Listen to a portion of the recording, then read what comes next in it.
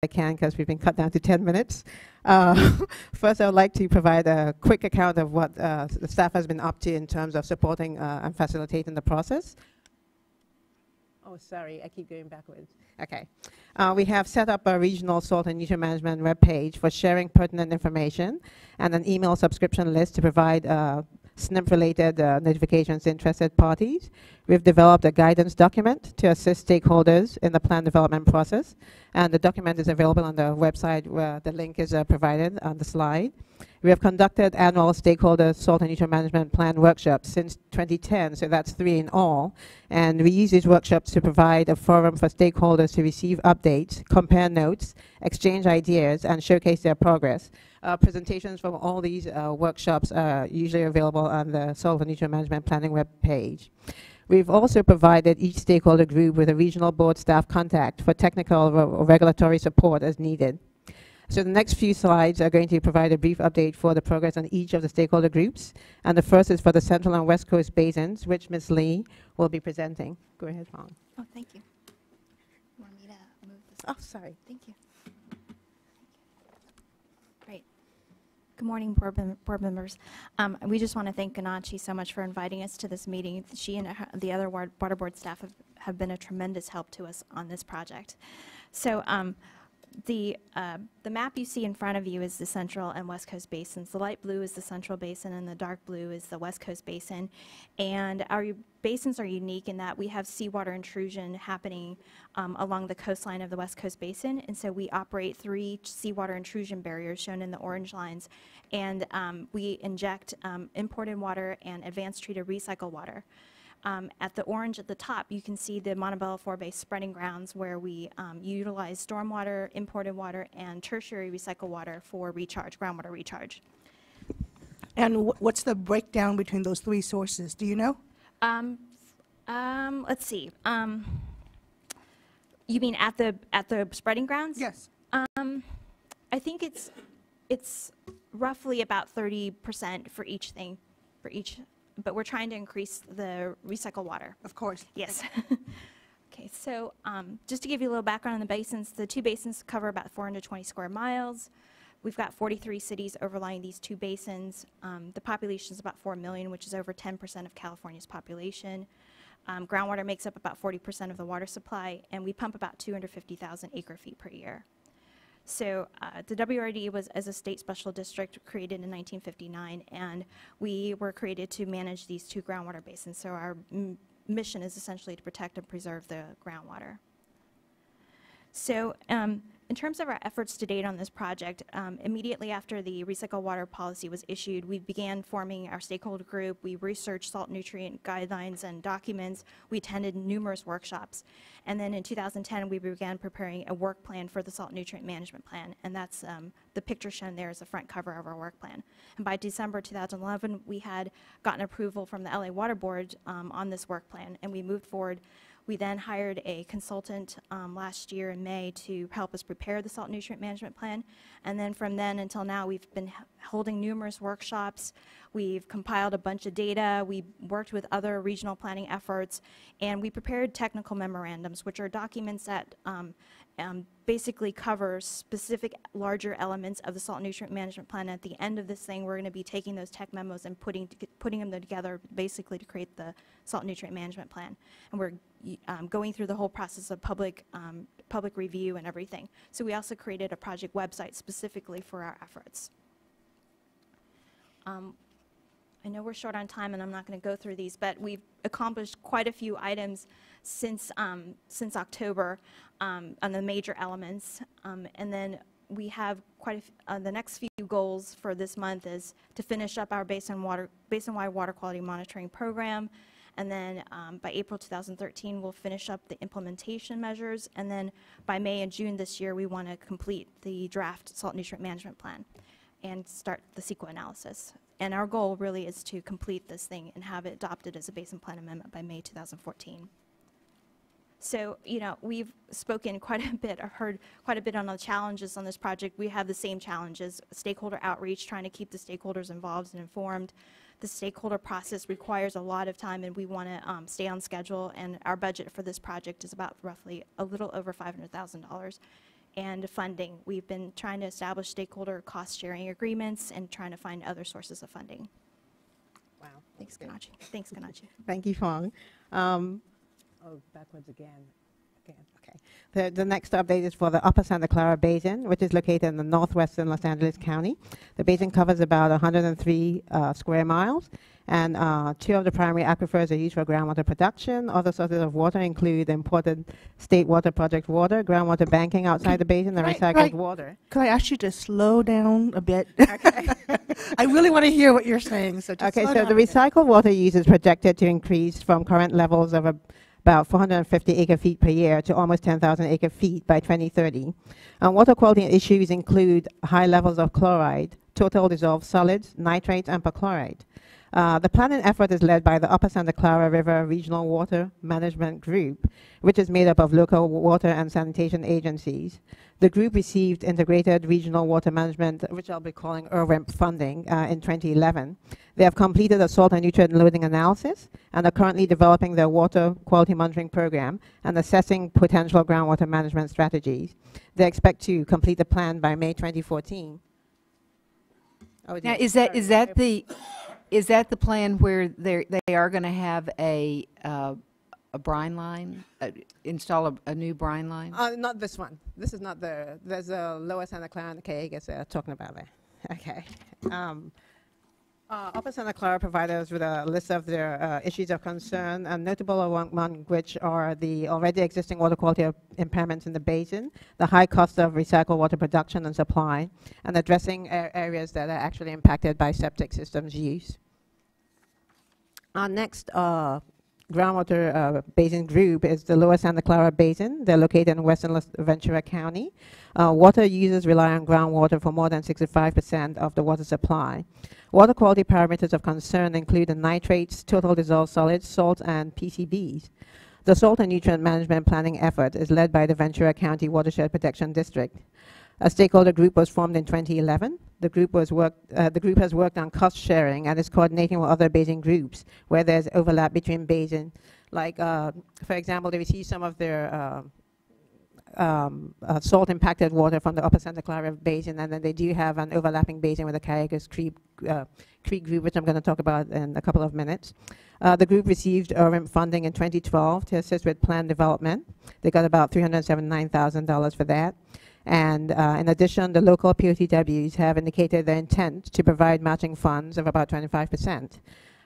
They have selected a consultant to assist with the plan, and they expect to be completed by April 2014. They too have provided a list of some of their concerns. Again, they are concerned about already existing water quality impairments, the fact that some of the influent water quality is already impacted when they receive it from the Upper Santa Clara Basin and also from the State Water Project. And they are also concerned about the impact of the agricultural use in the basin, the irrigation, return flow, and the like, on the salt and nutrient loading to the basin. Another one would be the Raymond and San Gabriel basins, who are developing their basins jointly. And the effort is led by a core group consisting of the main San Gabriel Basin Water Master, the Raymond Basin Management Board, the Los Angeles County Sanitation Districts, and the Los Angeles County Department of Public Works. To date, they have completed the salt and nutrient loading analysis and are currently working on determining basin assimilative capacities. They too expect to complete their plans by 2014. Oh, sorry. Oh, then we have the Cayugas Creek Watershed Group. They're directing their salt and nutrient management development efforts towards basins underlying the Cayugas Creek watershed, 2 of which are priority basins, the Las Posas and the Pleasant Valley basins. This is a pre-existing group which was initially formed to develop total maximum daily loads in the overlying watershed. They provided a schematic to show the complexity of the interactions between the basins within the watershed. The goal is to align basin salt and nutrient management measures with the implementation strategies for already existing salt and nutrient TMDLs. They are currently finalizing their work plan and expect to complete their salt and nutrient management plan by mid-2014. And our final group is the San Fernando Valley Basin, where the planning effort is led by the Upper Los Angeles River Area Water Master. We just recently received a detailed outline of their plan for the plan, which we approved in February of this year, and they've begun work. They do not currently have a firm completion date, but there's talk about completing by May 2014. Okay. As mentioned earlier, three of our priority basins have not yet initiated planning efforts. The Hollywood and Santa Monica basins in Los Angeles County have limited groundwater activity and are both managed by small, predominantly residential cities. They don't have water treatment plants. They don't have any recycled water programs, though the city of Santa Monica, which manages the Hollywood basin, actually does recycle the stormwater and use it for landscaping. We have also had some discussions with the third basin, the Ojai Valley Basin, and we're currently trying to identify a lead agency for the project. Finally, Ms. Lee has already mentioned two common stakeholder concerns with the process: stakeholder participation and funding. Another one is the issue of addressing increased recycled water use in basins where water quality objectives have already been exceeded. This is an area that would require creative solutions that provide flexibility for stakeholders while also being productive of our basin water quality. This concludes my presentation. Yes.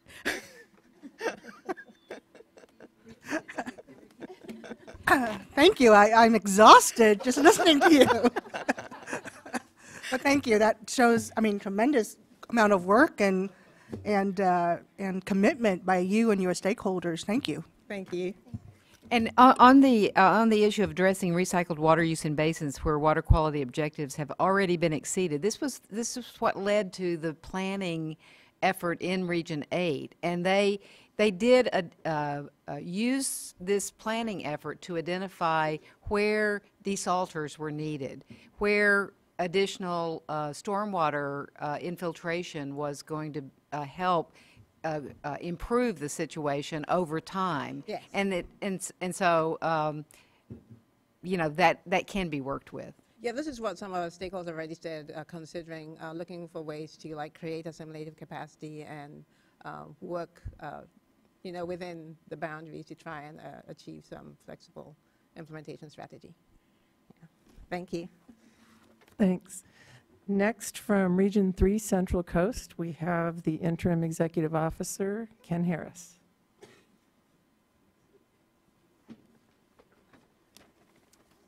I think my blood pressure's gone up about 20 points after that presentation.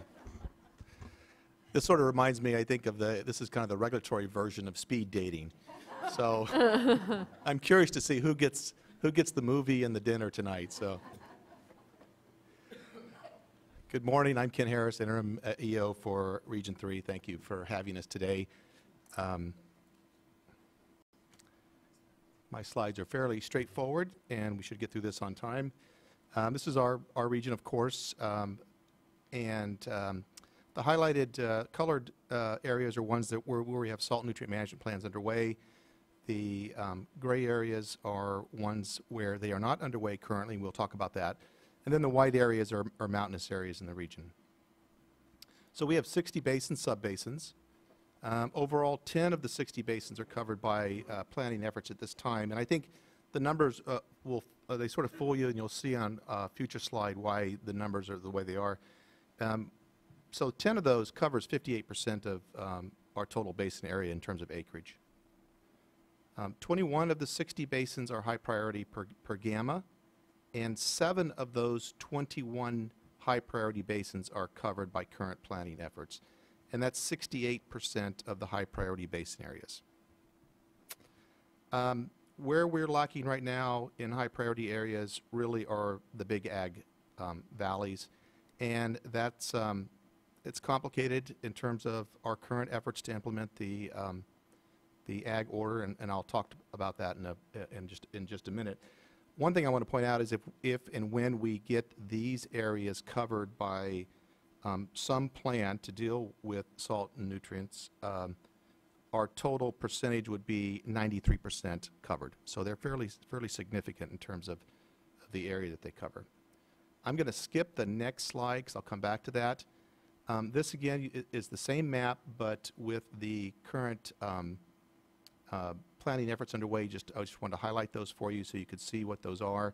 As you move from Los Osos, which is currently tied up in a court case, and you move down, you get increasing efforts in terms of how much work they've done and how much they've completed. For example, Los Osos is on hold pending ratification of interlocutory stipulated agreement between various stakeholders. The first group from Seaside down to San Luis Obispo, they're in the initial stages.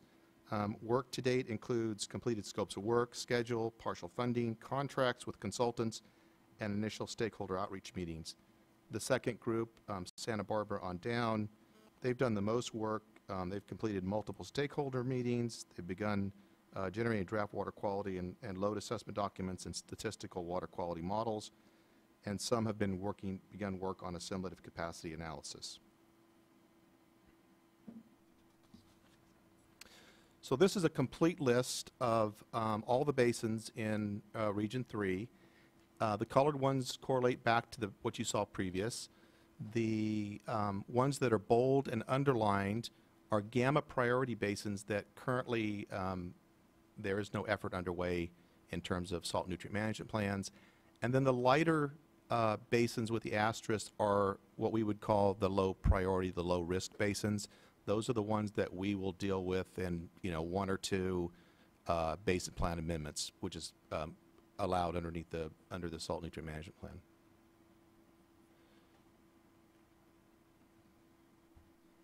So if you're a picture person like me, this is really the same information that's just repeated just to show you. The next couple of slides, acreage will be on the left, the number of basins on the right.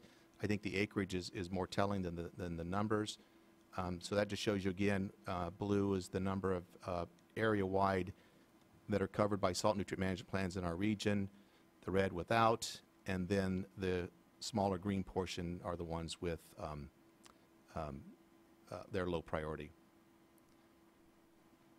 If you want to look at the priority basins in terms of gamma, 68% of our gamma basins are currently working on salt nutrient management plans, and then the other 32% are ones that are not covered. The next slide, we're going to look at that 32% piece. So if you take that and you make it a full circle, this gives you a sense of what makes up that 32%, what's left out there that we need to get under a salt nutrient management plan. Of course, the biggest is the Salinas Valley, and then I'm not sure I can even say it, Cayuma Valley, and then the San Ynez River Valley.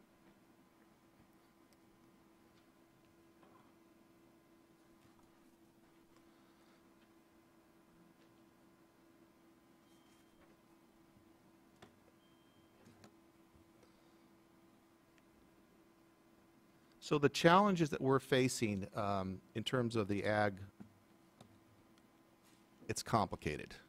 And it's complicated because, as you know, we are working on implementing an ag program. And when we look at the salt nutrient management plan and what it calls for in terms of salt nutrient management plans, it really, to us, is not the best fit for rural ag areas. As was stated earlier, it really was designed following the Region 8 model. We're not sure that the Region 8 model works well in a region like ours, where you have vast areas that are not urban. You don't have large water management districts overlying vast areas of the basin. It's primarily rural, and mostly land use is covered by ag. And that's one of the challenges we have. The current ag order or waiver doesn't really deal with the salt nutrient management issue directly, although there is language in it that talks about encouraging stakeholders to participate in salt nutrient management plan efforts. But what we are finding is that the urban participants are having difficulty getting ag involved in the efforts, and recently we have indications that some of those more urban basins in the northern part have pretty much given up on ag's participation at this point. So our challenge really is, how do we, either through the ag order or through another mechanisms, bring the ag participants into the mix? And I don't have an answer for you today. We're looking at that. One of the answers is that maybe on the next go-around with the ag waiver, whatever form it takes, that there might be additional language in there that addresses the salt nutrient management plan issues. Now, we are dealing with part of that problem, of course, through the waiver in terms of nutrient management, but it's not tied directly into salt nutrient management plans per se. Tam, do you have a question? Okay. The other one, of course, you've heard, funding and resource shortfalls. We are rural. We did get IRWM funding for a number of those basins that are currently undergoing the planning effort, but we have vast areas that do not have funding. You heard from others about water quality objectives. We have the same issues. Our basin plans are out of date. In some cases, we lack specific objectives for some of those basins. The groups who are working on it are reluctant to take on the very technical, high-cost project of establishing or proposing objectives for those basins. So that's a challenge for us and for the stakeholders. The stakeholders are also reluctant to take on CEQA, the cost and the uncertainty of it. Also, for any specific projects that they're going to be doing, they're also going to have to do CEQA for those projects, any kind of salt nutrient management plan projects. And finally, the database. In the letter that Dorothy Rice sent out following adoption of the salt nutrient management plan, reminding the regions that we had this task ahead of us. It was the August 28, 2009 memo to the EOs from Dorothy.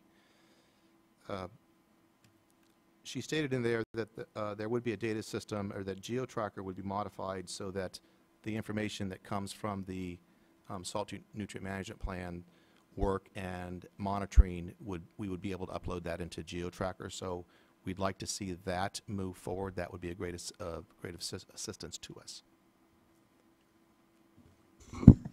Gordon or John, any response on that GeoTracker? What's the status of that?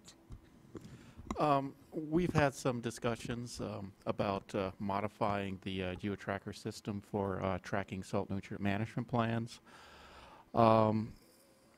Basically, we had to compete against all the other projects that are being proposed as improvements to GeoTracker, and we've been put on hold at this time. So we are currently tracking activities, but it's through a spreadsheet system.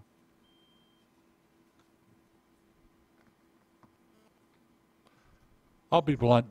It's not a high priority to update a groundwater information system to track activities.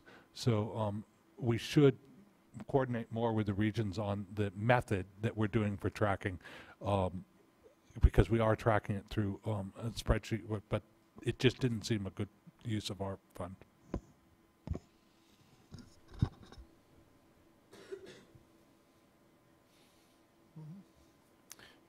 Have you had a chance to connect it all with Region 5's salinity management efforts, the CV salts, and do you see any value in trying to team up with them, since they have, as you pointed out, they've got larger water districts that overlay with agricultural stakeholders? We are looking at what Region 5 is doing in a number of areas, both the ag waiver, moving to the WDRs, and I think that they're, of course, they were able to secure a substantial funding to kick that process off. So it is a very expensive process. I think we just need to have some more time to sort of think about how to work with the ag interest, and maybe we can at some point take the salt nutrient management efforts that are in the ag order and somehow link those to the salt nutrient management plans of the more urbanized basins, and so we'll see how that goes. Real quick, just some actions on our part.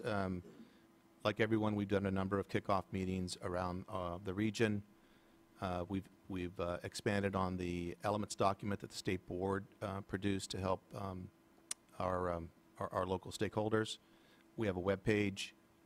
Whenever we're asked, we are more than willing to go out and do presentations to groups, and we have 3 staff currently assigned to attending the meetings and reviewing the documents. I think very important is our waste charge requirement prioritization. We recognize that salts for us are extremely important because we rely so heavily on groundwater. And so we are at this time going through and prioritizing the work we do on waste discharge requirements, not working on very low priority items, and thinking about how we're going to incorporate salt requirements into the more important WDRs, trying to tie that into what is occurring under the Salt Nutrient Management Plan effort. So I think that kind of gets to the cost of compliance that the State Board has underway. So we're looking at how do we streamline, reduce overlap between our WDRs, Salt Nutrient Management Planning, how do we take the monitoring that's coming from that, and can we reduce the monitoring, for example, that WDRs might have to do if they're part of a salt, you know, they're covered under a Salt Nutrient Management Plan. And that was part of the regional monitoring coordination. And then finally, the ag order implementation, which I've sort of touched on. That's extremely important. We are currently in the process of working with several groups on a cooperative groundwater monitoring program to address requirements in the ag order. And whether or not that can be used at this point to help supplement salt nutrient management plans, I can't tell you, but that's certainly something that we will be discussing with them. And I believe that concludes my presentation. I'll be glad to answer any questions. Are you working with the IRWMs? I mean, were they part of yes, this we do have funding from a number of those basins that you saw that were covered. A number of those did secure IRWM funding. And I will say that the board in general, after the WQCC in November, was very interested in the regional approach, regional effort to water management. And we've begun a process to present to the board, you know, what we are participating in and what we're doing on a regional basis, as well as identifying what other groups are and how we can work together. Okay. Thank you. Next, from Region 2, San Francisco Bay, is Diane White, the Assistant Executive Officer. I need my slide changer. Hello. Thank you. Oops. Here we go. Diane White, Assistant Executive Officer at the San Francisco Bay Region and former groundwater basin planner, and I was just reminding Ken that it was 23 years ago where Ken and I were working together on groundwater management in the San Francisco Bay Region with some early funding that we're kind of, both of us are excited to be continuing this effort, but in a different capacity. So I hope you'll indulge me for a few minutes, because given the limited groundwater use in our region and that it's heavily urbanized, I wanted to start my presentation by first stressing that you've got, you know, very laudable goal in the recycled water policy of recycling up to 300,000 more acre feet of water by 2025. And I wanted to begin my presentation by emphasizing that we take that number very seriously and that we're working towards that. And I wanted to share a little bit of that with you before I move on to groundwater management. But first, where is that golf course? Excuse me? What, that opening In picture? that Where is opening that? slide is from San Jose, and that's a golf course that fully uses recycled water for both irrigation and other amenities on the property, except for potable water uses. Thank you. That definitely did not look like a Bay Area slide. So here, just as a quick overview, here are all our wastewater dischargers within the Bay Area. So just to give you a number for perspective, 200 billion gallons of water, of wastewater is generated annually in the Bay Area, and that translates into 600,000 acre feet annually, which is about twice the amount of the recycled water increase goal that I mentioned earlier. Oops. For those facilities, and right now we're currently seeing 10% of all wastewater generated being recycled in our region, and the dots on there just give you a percentage of both the size of the dots is the size of the wastewater that is generated. The larger the dot, the more wastewater produced at that facility, and then the percentages are color coded. So we have a significant amount of recycling going on, but it's a rather low percentage because some of those discharges are quite large. So you've got the large orange dot in the bottom there, which is the San Jose wastewater facility, which is currently recycling a fair amount of wastewater. And those are our 4 largest there, comprising about 3.2% of wastewater for those 4 large plants. Interesting enough, if you take a look at the North Bay, where we have the Napa River, we've had a dry season discharge prohibition in effect for many decades there, and that has driven recycling up to the order of 80 to 100% of all wastewater generated in the North Bay currently being recycled. Actually, let me interrupt. Gordon, do we have information to generate similar graphics for other regions?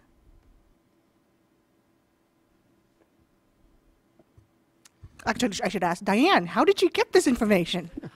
We've been working closely with BACWA, the Bay Area Clean Water Agencies, and I'm on their recycled water subcommittee. And so they've been pulling a lot of this information together for us. I would love to see this on a statewide. Well, we do have information from our water recycling survey. It hasn't been put in this format to present the information, but I think it could. And how current is that information? It was done in 2009. I believe they have 2010 ready, almost ready to roll out. One thing, Diane, when we look at, only the yellow's 40%, but doesn't the seasonality play a role too? I mean, we could do maps all day long, but the percent of dry weather discharge versus wet weather and storing and things Right like now, Yountville is 80%, so 20% of their wastewater is discharged in the wet season and 80% is recycled. But St. Helena is 100% recycled right now, so. Yeah, a lot of the wastewater gets generated during the wet season when it's harder to use in recycling, except for year-round uses. Right. Oops.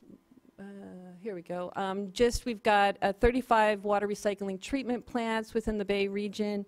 It was back a good 10 years ago or so, we developed a general permit, a water recycling requirement general permit. About half of those facilities are covered under that general permit. And then this is kind of an interesting perspective, both California-wide and then specific to Region 2. The blue is California-wide. It's the percent of total water within that use category that is recycled, and it gives you some perspective. You can see in terms of Region 2 specifically, we were sort of ahead of the game in terms of landscape irrigation and industrial, and then wetlands enhancement, mainly for creation of freshwater marshes along the bay, and some agricultural usage. Industrial uses, or it's the area most slated to where we'll see the most growth in our region right now, both cooling towers. The lower portion is associated with the Chevron refinery, so the refineries are moving into expanding use of wastewater for cooling. We also recently permitted a natural gas generating facility that was built specifically next to the Hayward treatment plant in order to use recycled water for cooling. Agricultural uses, the little sort of nuance in those Napa wines, it's actually not the soil, the recycled water.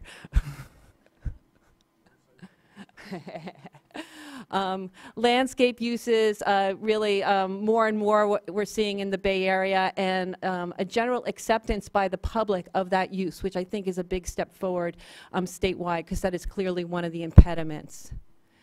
And then I highlight here even a community garden in San Jose using recycled water there, and again, public acceptance of the use, I think, growing even more.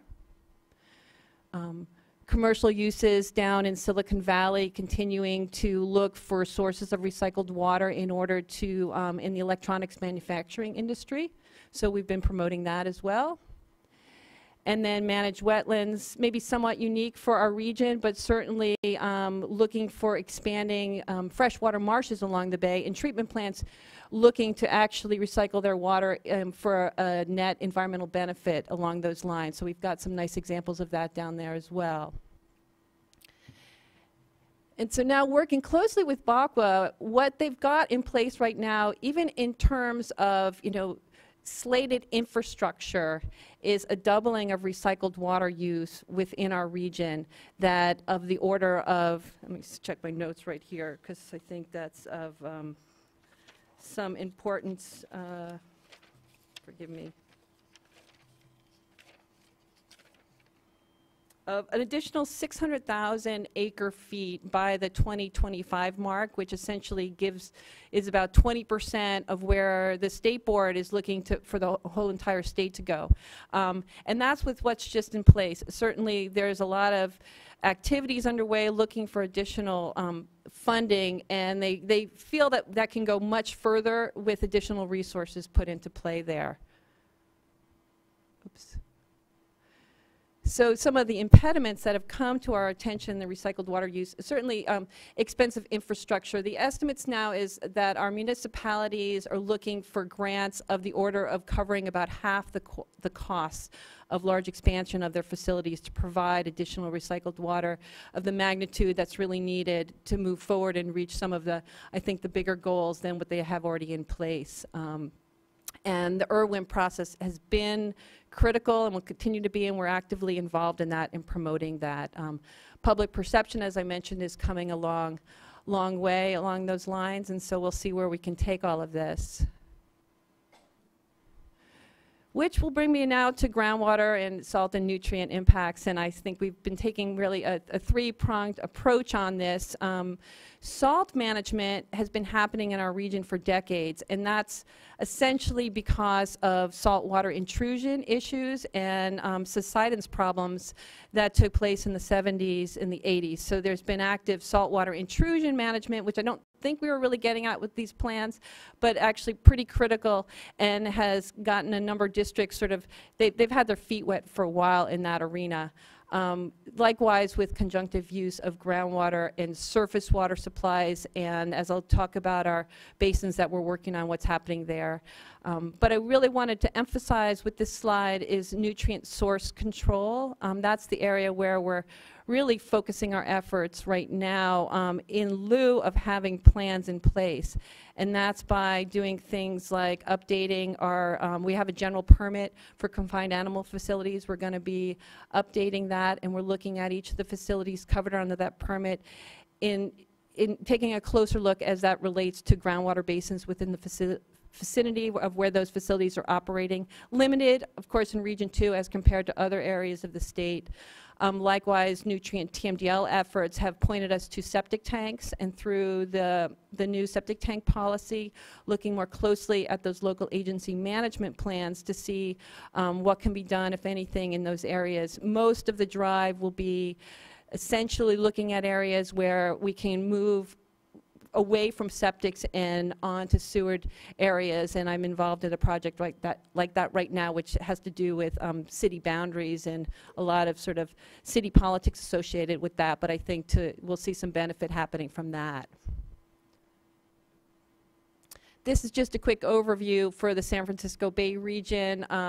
Essentially, our dependence on groundwater and local surface water is about 31% of all of the water supply coming into the Bay Area.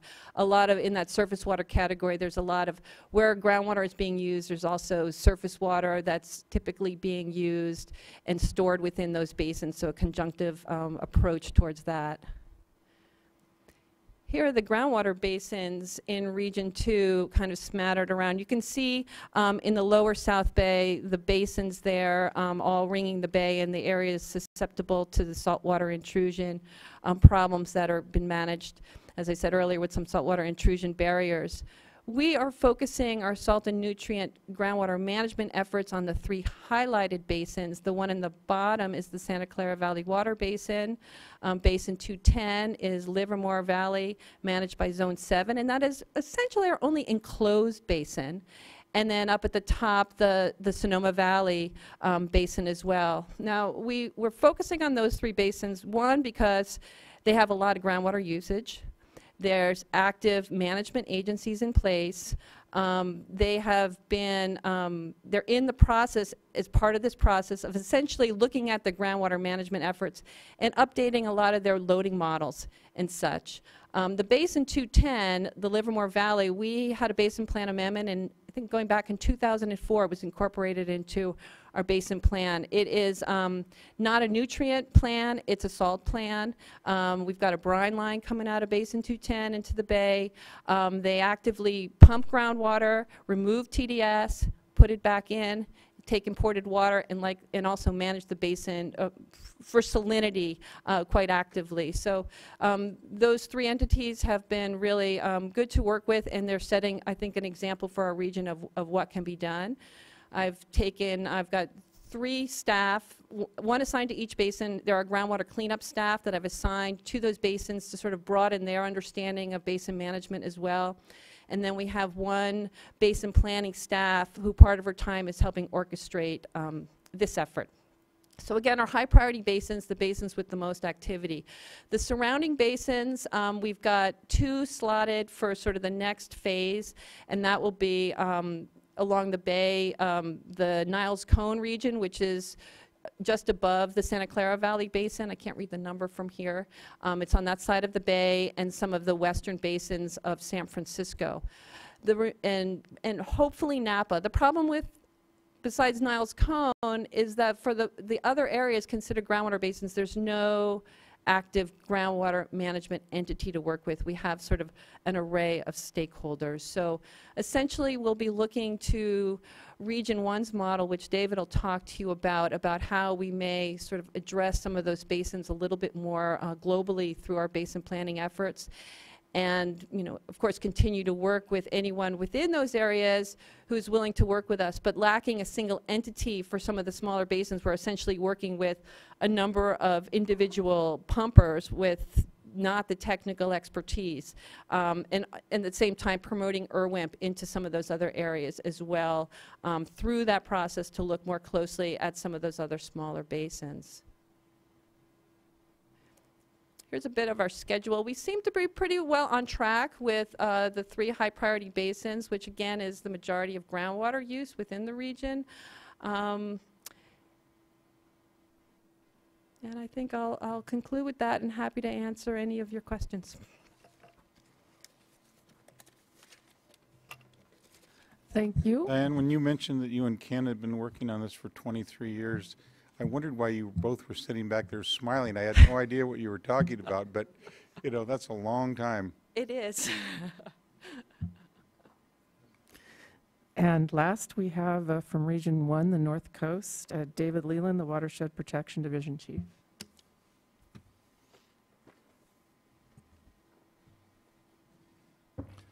Good morning still, Chairman Hoppen, members of the board. You have found the caboose on this train.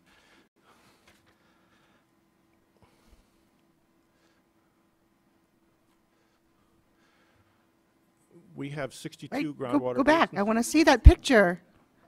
Nice. There you go. There's some other pretty pictures in there too.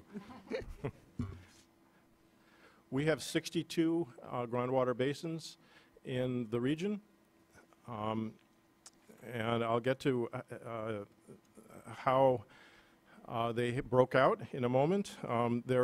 We have a team of 4 of us working on this, mostly 3. Jeremiah was very politically astute in putting my name up at the top there.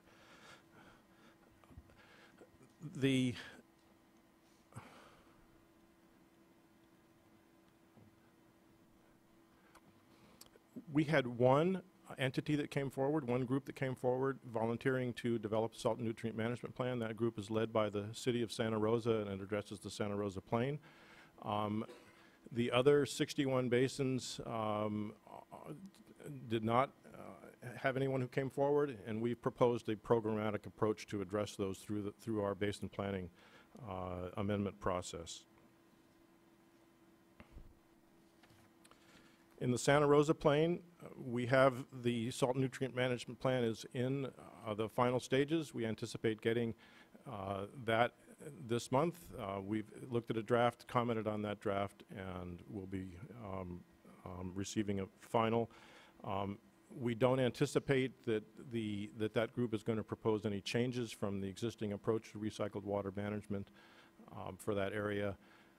At the same time, both the data and the analysis techniques that they were able to use with what they had were fairly limited. They looked at the basin as a bathtub essentially, so not very much refinement in terms of the dynamics within the basin. That constraint we anticipate will be relaxed soon, because the Sonoma County Water Agency has been working very closely with USGS over the last number of years to develop a much more robust data set and a much more robust modeling tool to look at that. So we anticipate that we will be circling back on this plan at some point to take advantage of these additional analytical capabilities and better understand what may or may not need to be done within that basin in the future. For the rest of the basins, the other 61, our region is predominantly rural. Municipal systems rely both on surface water and on groundwater. Shallow groundwater is used extensively, both for ag and also for domestic supply and for support of aquatic ecosystems. We apply processed water and wastewater broadly, both for reuse and for disposal to land. And in fact, we have a summertime prohibition in our major watersheds on the discharge of wastewater to surface waters. That's a complete prohibition in the Klamath Basin, and it's a seasonal prohibition in the Eel and the Russian. And that's to protect our surface water resources in the low flow season. At the same time, we are in a very high precipitation area, the highest, generally speaking, in the state of California. So we don't have a lot of evidence of salt and nutrient problems in the region. We also don't have a lot of analysis of that with respect to groundwater. So our approach really is first of all, is to develop a better understanding of what the conditions are. So that's our first step, is to assess groundwater quality in the region, catalog the types and locations of both recycled water use and wastewater disposal, and then use that as to develop a framework for assessing what sorts of land use activities have the potential to impact groundwater quality, kind of taking a risk-based approach on that. An example of that would be if there's an area of high recycled water use and that overlays with shallow groundwater, that would indicate a higher risk, and that might be an area where we would focus our attention, either in monitoring or planning as the monitoring might indicate that. So that's the concept. Characterize, develop thresholds, and then prioritize any work that we do. So we're going to be moving forward with that. And now you've reached the end of the caboose, and this dog at least is happy to be there. So our next steps are to, we anticipate getting, as I mentioned, the Santa Rosa Plain plan this month. We'll be coordinating with the State Board and other regions as we develop our programmatic approach. In terms of schedule, CEQA scoping will be happening for our amendment mid this year, and we will be looking to propose a basin plan amendment next year. In terms of challenges, I don't have a particular slide for that, but I think I've touched on some of them, and I'll add a few more. Our data is limited. The information that we have developed from that data is perhaps even more limited. We have not a lot of staff resources, and those staff are at this point kind of misaligned with the need. Our groundwater expertise is primarily in the cleanups program, and they're dedicated to doing cleanups, and we see the groundwater protection and management efforts moving in different directions. The Sonoma County Water Agency, for example, is proposing an aquifer storage and recovery project in the Santa Rosa Plain. The recycled water use, both urban and agricultural in that part of the region, is increasing, and we lack a straightforward way to support those efforts going forward. So that's a big challenge for us. And with that, thank you, and I'd be happy to answer any questions you have. What about the IRWM in the North Coast area? It's supposed to be the best IRWM out there, and are they doing a lot with recycled water? Couldn't you work with them to shortcut some of this? There is some. We're mostly managing our recycled water projects through the permitting process. A lot of our NPDES dischargers are not allowed to discharge in the summertime, so they have a recycled water component to their permits, and we're working primarily through that mechanism at this point. Just a comment on David's last note about aligning resources for groundwater work. I think that's a really significant statement and should be part of our thinking in putting together our groundwater strategic work plan, which I understand is coming soon to a board member near you. John, Tom, true? Yes, that is true. Okay. Well, let's make sure. I believe that it is on Eric's radar screen, but let's make sure that as part of that we look at the comment that David made about where our groundwater expertise and resources currently reside, which is in cleanup programs, and looking to see, as far as the strategic direction is concerned, and this ties into the presentation that Liz Haven made to us several board meetings ago, in terms of looking ahead and seeing where our priorities are with respect to groundwater strategic planning. Thank you, David. And Region 1 wins for the best photos, hands down. Oh, thank you. Fran, I would second what you said, that I know that they have an excellent IRWM group there, and it covers all of Region 1, so I would encourage you guys to reach out to them. I know that they've received funding in each and every round through Prop 50 and Prop 84, so they may be able to help with Sometimes they've received two grants in one round because they're so good. So. Real quick, it's kind of a detail, but kind of goes back around to some of the San Diego actually graphics where would you think, David, that there might be some rural areas like in the San Diego region where you might have some red dots with salt or nutrient issues, but they'd be really, limited to domestic wells and being sited near improperly sited septic systems, or that nature? Well, it's certainly possible. The rural parts of our region, many of them rely on domestic supply and on-site disposal, so I'm sure that there are examples of that. We do come across examples occasionally of things like dairy farms where there are localized nitrate issues associated with manure ponds. So those things are out there. Large scale, probably not so much. Mm-hmm. Yeah, that makes sense. Thank you. Very good. Thank you. Thank you. This concludes this portion of our board meeting. We will adjourn to closed session to discuss the cease and desist order against Mark and Vala Dunkel, as well as the litigation on Sac County County Water Sanitation District versus California Regional Quality Control Board, Central Valley Region. And we will adjourn the meeting after that closed session. Can I add a thank you? Excuse me? Just in general, if you don't mind. I'm sorry to interrupt. I just want to thank everybody for coming. It may feel like doing oral reports is doing oral reports, but I'm sure everybody found it helpful. But as the newest board member, I found it incredibly helpful just to sit and look at the maps, listen to your approach, and what you were doing on this particular issue. So thank you for the time. And I think there's some follow-up that we'll work with staff to, maybe some adjustments that we need to make on our end to make it easier for the regional boards.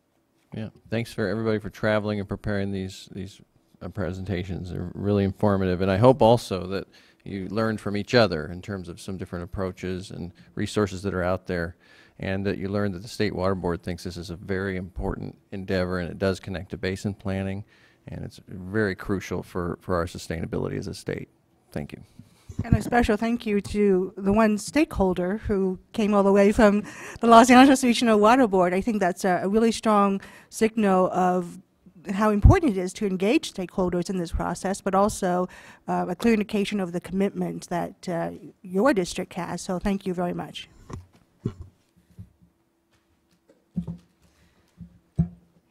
Thank you all very much.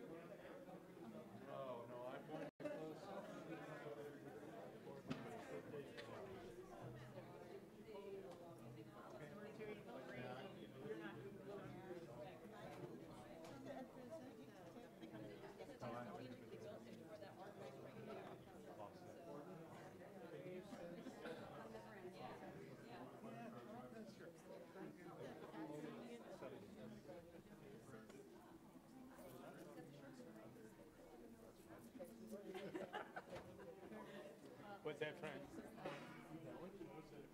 No, Patty, no. We're counting on Yeah. We're not counting. So that was it. The funding side. The set 25.